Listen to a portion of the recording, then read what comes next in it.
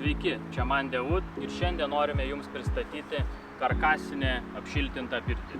Kliento pageidavimu yra sumontuoti du langai, tai vienas pirtyje didesnis ir netoks didelis prieš pirtyje. Abu langai žinoma yra grūdinto stiklo. Šioje pirtyje yra itin kokybiškos plastikinės lauko durys. Išorės apdailai yra panaudotos eglės medienos dailylentės, kurios taip pat yra nudažytos norima kliento spalva. Pirties išorės matmenys yra 3,40 m ant 2,40 m.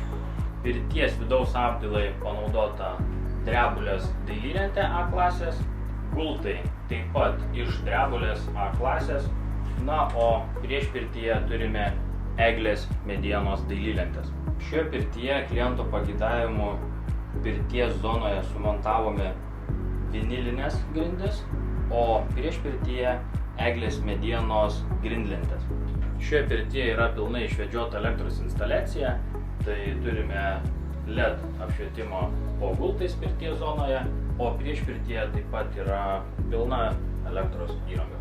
Pirties zona yra 2 metrai ant 2, tad joje telpa iki 8 asmenų, krosnelė malkinė Harvija su apšiltintu kaminu per stogą. Jei ir jūs norite tokios ar panašios pirties, kreipkitės į mus ir mes pagaminsime jūsų svajonių pirtį.